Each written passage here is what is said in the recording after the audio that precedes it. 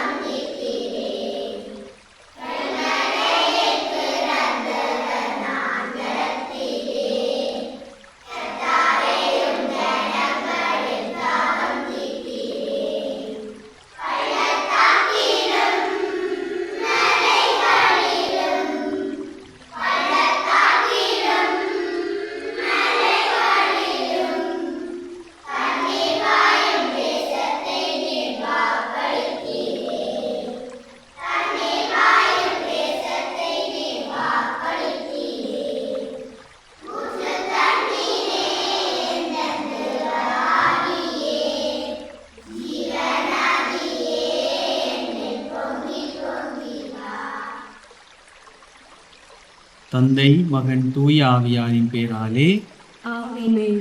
கிறிஸ்து இயேசுவுக்குள்ளே பிரியமான சகோதர சகோதரிகளே, உங்கள் அனைவரையும் ஞாயிறு நோக்கி நடப்போம் என்ற வழிபாட்டிற்கு அன்போடு அழைத்து நிற்கின்றேன்.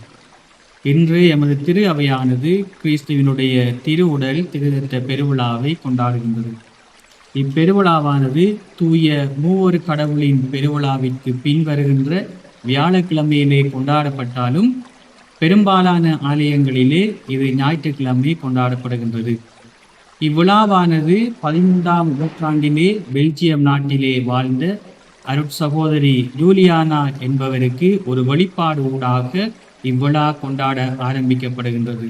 அதாவது கிறிஸ்துவினுடைய திரு உடல் திரு இரத்தத்திற்கு ஒரு விழா இல்லை என்ற வழிபாடை உணர்ந்த அருட்சகோதரி அதை ஒரு திருவிழாவாக பெருவிழாவாக கொண்டாட அவள் ஆரம்பித்தாள். அதற்கு பின்பதாக 1264ஆம் ஆண்டு பரிசுத்த பாப்பரசர் 4ஆம் ஏர்பன் அவர்களாலே திரு அவையிலே கொண்டாட அங்கீகாரம் அளிக்கப்பட்டு வந்தது.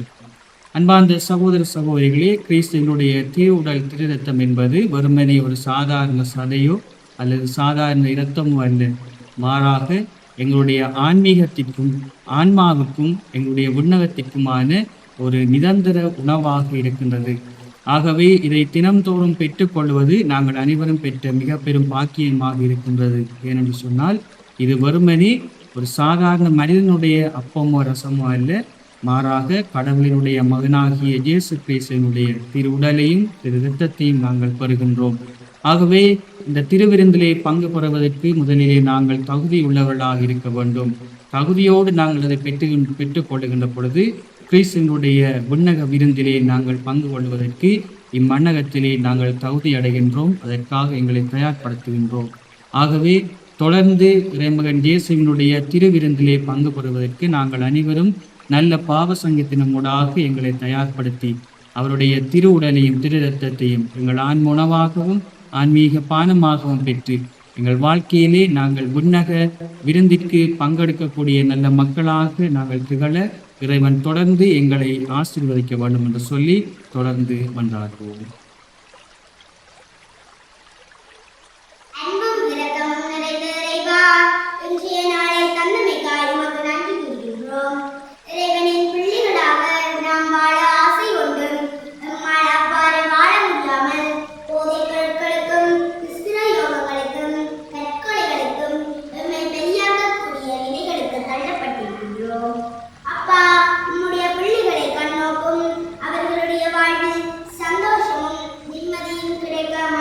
கொண்டாடுவோம். சிறுவர்களே, என்னிடம் வரவிடுங்கள், அவர்களை தடுக்காதீர்கள் என மொழிந்த சதியே.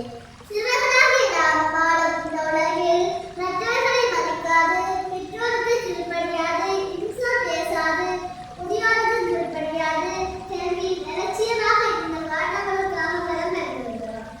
தந்தையே, உமக்கு எதிராக செய்த பாவங்களுக்காகவும் பிறருக்கு எதிராக செய்த பாவங்களுக்காகவும் உம்மிடம் மன்னிப்பு வேண்டுகின்றோம். மீண்டும் நான் இவ்வாறான பாவத்தில் விழாமல் காத்திருந்ததே. நோயற்றவர்க்கு மருத்துவர் தேவை என மொழிந்தீரே. இறைவா, நோய்களால் ஊர்களிலும் வைத்தியசாலைகளிலும் சிறைச்சாலைகளிலும் இருக்கும் ஒவ்வொரு நோயாளர்களையும் கண்ணோக்கும். அவர்களின் உடல் மேல ஆன்மீக சுகத்தை கொடுத்து அவர்களின் உறவினருக்கு மேல ஆற்றலை கொடுத்தீர்கள். தந்தையே, உண்மை மன்றாடுகின்றோம். அருள்மொழி பொழியும் இறைவா, உமது உலக நாடுகளில் நடைபெறும் சண்டைகள் சமாதானம் பெறவும், மக்களின் வறுமைகள் ஒழியவும், இன்னும் அமைதியான சமுதாயம் நிலை பெறவும், பொருட்கள் அதிரடி விலை அதிகரிப்புகளால் மக்கள் படும் நலம் அன்புக்குள் நீங்க பெறவும், இறைவராமனுக்கு விடை என்றும் புண்ணிய ஆவியாரின் கொடைகளும் எங்களுள் கிடைக்க வேண்டுகிறோம். இவையெல்லாம் எங்கள் ஆண்டவராகிய இயேசு கிறிஸ்து வழியாக உம்மை மன்றாடுகின்றோம்.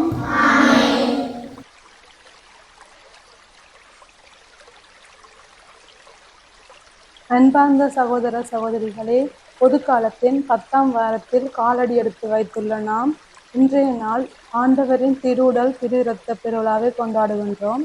இத்திருப்பாடலானது ஆண்டவரை போற்றி புகழ்ந்து பாடுவோமாக. பல்லவியாக: எருசலேமே ஆண்டவரை போற்றுவாயாக, எருசலேமே ஆண்டவரை போற்றுவாயாக. எருசலேமே ஆண்டவரை போற்றுவாயாக, எருசலேமே ஆண்டவரை போற்றுவாயாக, எருசலேமே ஆண்டவரை போற்றுவாயாக. சீயோனே உன் கடவுளை புகழ்வாயாக, அவர் உன் வாயில்களின் தாள்களை வலுப்படுத்துகின்றார். உன்னிடமுள்ள உன் பிள்ளைகளுக்கு ஆசி வழங்குகின்றார். எருசலேமே ஆண்டவரை போற்றுவாயாக, அவர் உன் எல்லை புறங்களில் அமைதி நிலவ செய்கின்றார். உயர்தர கோதுமை வழங்கி உன்னை நினைவுறச் செய்கின்றார். அவர் தமது கட்டளையை உலகிற்கு அனுப்புகின்றார். அவரது வாக்கு மிகவும் விரைவாய் செல்கின்றது. எருசலேமே ஆண்டவரை போற்றுவாயாக, யாக்கோபுக்கு தமது வாக்கை வெளிப்படுத்தினார்.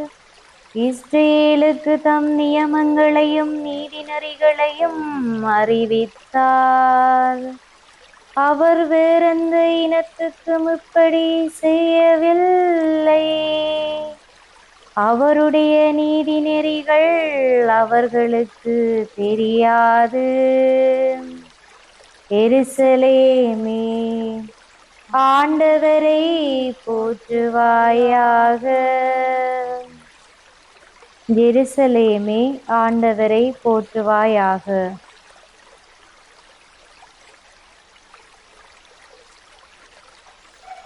யோவான் நற்செய்தியிலிருந்து வாசகம். அதிகாரம் 6, இறைவசனங்கள் 51 தொடக்கம் 58 முடிய. அக்காலத்தில் இயேசு யூதர்களை கூட்டத்தை நோக்கி கூறியது: விண்ணகத்திலிருந்து இறங்கி வந்த வாழ்வு தரும் உணவு நானே. இந்த உணவை எவராவது உண்டால் அவர் என்றுமே வாழ்வார். எனது சதையை உணவாக கொடுக்கிறேன், அதை உலகு வாழ்வதற்காக கொடுக்கிறேன். நாம் உண்பதற்கு இவர் தமது சதையை எப்படி கொடுக்க இயலும் என்ற வாக்குவாதம் அவர்களிடையே இருந்தது. இயேசு அவர்களிடம், உறுதியாக உங்களுக்கு சொல்லுகிறேன், மானிட மகனுடைய சதையை உண்டு அவருடைய இரத்தத்தை கொடுத்தாலொழிய நீங்கள் வாழ்வு அடைய மாட்டீர்கள். எனது சதையை உண்டு என் இரத்தத்தை குடிப்பவர் நிலைவாழ்வை கொண்டுள்ளார். நானும் அவரை இறுதி நாளில் உயிர்த்தெழ செய்வேன். எனது சதை உண்மையான உணவு, எனது இரத்தம் உண்மையான பானம். எனது சதையை உண்டு எனது இரத்தத்தை குடிப்போர் என்னோடு இணைந்திருப்பேன், நானும் அவர்களோடு இணைந்திருப்பேன். வாழும் தந்தை என்னை அனுப்பினார், நானும் அவரால் வாழ்கிறேன். அதுபோல் என்னை உண்போர் என்னால் வாழ்ந்த விண்ணகத்திலிருந்து இறங்கி வந்த உணவு இதுவே. இது நம் முன்னோர் உண்ட உணவு போன்றது அல்ல. அதை உண்டவர்கள் இறந்து போனார்கள். இவ்வுணவை உண்போர் என்றும் வாழ்வர். இது வாழ்வதரும் நற்செய்தி.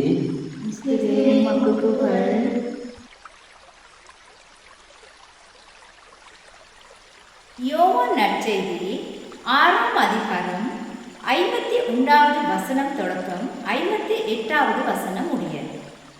அக்காலத்தில் இயேசு யூதர் கூட்டத்தை நோக்கி கூறியது, விண்ணகத்திலிருந்து இறங்கி வந்த வாழ்வு தரும் உணவு நானே. இந்த உணவை எவராவது உண்டால் அவர் என்றுமே வாழ்வார். எனது சதையை உணவாக கொடுக்கிறேன், அதை உலகு வாழ்வதற்காகவே கொடுக்கிறேன் என்று கூறினார். அப்பொழுது யூதர்களிடையே ஒரு வாக்குவாதம் ஏற்பட்டது. இவர் எவ்வாறு என் சதையை உண்டு என் இரத்தத்தை குடித்தாலொழிய நீங்கள் வாழ்வடைய மாட்டீர்கள் என்று எவ்வாறு கூறுகிறார் என்று அவர்களிடையே ஒரு வாக்குவாதம் ஏற்பட்டது. அப்பொழுது இயேசு ஆண்டவர் கூறுகிறார், மானிட மகனுடைய சதையை உண்டு அவருடைய இரத்தத்தை குடித்தாலொழிய நீங்கள் வாழ்வு அடைய மாட்டீர்கள் என்று கூறுகிறார். இந்த நற்செய்தியிலிருந்து நான் பெற்றுக்கொண்டது, விண்ணகத்திலிருந்து இறங்கி வந்த வாழ்வு தரும் உணவு நானே என்கிறார் ஆண்டவர். இப்படியான உண்மையான உணவினையும் உண்மையான பானத்தினையும் நான் பயபக்தியுடனும் நம்பிக்கையுடனும் தகுதியான முறையிலும் பெற வேண்டும் என்பதை நான் எடுத்துக்கொண்ட விடயமாகும். இந்த நற்செய்தி வாசகமானது எங்களுக்கு வலியுறுத்துவது என்னவென்றால், அனைவரும் இதிலிருந்து பெற்று உண்ணுங்கள், ஏனெனில் இது உங்களுக்காக கையளிக்கப்படும் என் உடல் என்றும், அனைவரும் இதிலிருந்து பெற்று பருகுங்கள், ஏனெனில் இது புதிய நிலையான உடன்படிக்கைக்கு உரிய என் இரத்தம் என்றும் கூறப்படும். இந்த வார்த்தை பகுதிகள் அன்று சீடர்களுக்கு என் ஆண்டவராம் இயேசு கிறிஸ்துவினால் கூறப்பட்ட வார்த்தை. அது பெரிய வியாழன் அன்று சீடர்களுக்கு ஆண்டவர் இயேசுவால் கூறப்பட்ட வார்த்தை. அது இன்றும் எங்களுடைய தாயார் திருச்சபை திருப்பலியின் போது நடுப்பூசை வேளையில் நினைவுபடுத்துகின்றது. குருவானவர் தன்னுடைய இறைவன் ஆண்டவர் இயேசுவின் சாயலை ஏற்கும் அளவில் நின்று அந்த பூசை வேளையில் அவ்வார்த்தைகளை நினைவு கூறுகின்றார். ஒரு மனிதனுடைய வாழ்வில் உணவு அடிப்படை தேவைகளில் ஒன்றாக இருக்கின்றது. ஒருவன் உழைப்பது, ஓடி ஓடி கஷ்டப்பட்டு உழைப்பது உணவிற்காக. அந்த உணவை பெறுவதன் மூலம் அவனுக்கு ஒன்றும் கிடைக்கப் போவதில்லை. தன்னுடைய ஆன்மாவை இழந்துவிட்டால் அவன் எவ்வளவு உலகில் கஷ்டப்பட்டு உழைத்தாலும் அதனால் ஒன்றுமே பலனில்லை. ஆண்டவர் இயேசுவே உண்மையான ஆன்ம உணவு. இவ்வுலக வாழ்வு அழிந்தாலும் நித்திய வாழ்வை பெற்றுக்கொள்ள அழிந்து போகும் என் உடலை ஒரு கருவியாக கொண்டு அழியாத ஆன்மாவுக்கு தேவையானவற்றை பெறுவதே சிறந்த விடயமாகும். தந்தையின் திருவுளம் நிறைவேற்ற எம் ஆண்டவரின் வாழ்வை பின்பற்றியவர்களாய் தகுந்த ஆயத்தத்தோடு திருப்பலி பூஜையில் இணைவதே முக்கியமான தேவையாகும்.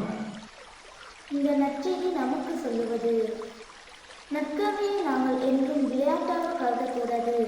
ஏனெனில் விண்ணுலகில் இருந்து இறங்கி வந்த வாழ்வு தரும் உணவு. அதை நாம் எப்பொழுதும் எங்கெங்கும் தேவ பயத்துடன் பக்தியுடன் தகுதியுடன் பெற வேண்டும். ஏனெனில் இது நிலைவாழக்கூடிய உணவாகும்.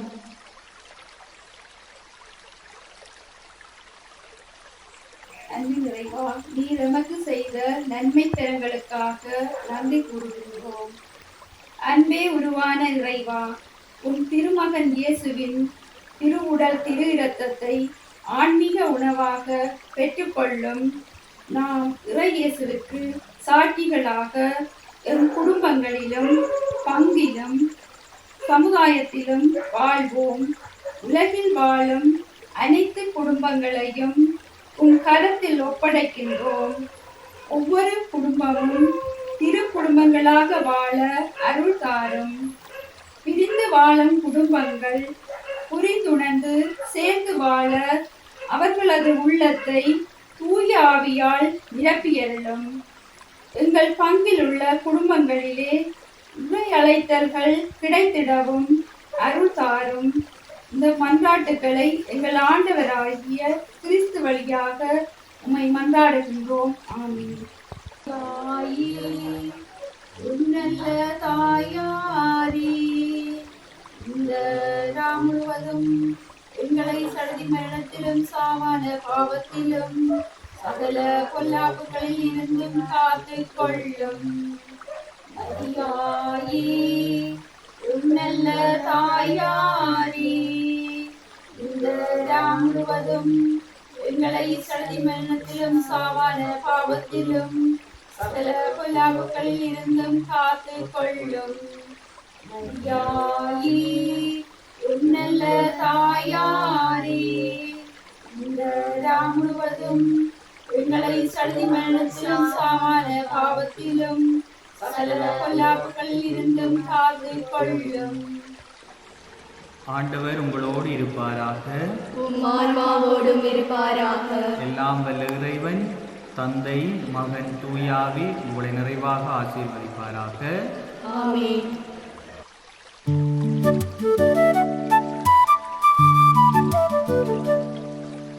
ஞாயிறு நோக்கி நடப்போம், இறை வார்த்தையை உயிராக்கி இறைவனை வாழ்வாக்கி வாழ்வோம். வாருங்கள், இறை வார்த்தையை அறிந்து அன்பு செய்து சாட்சிகளா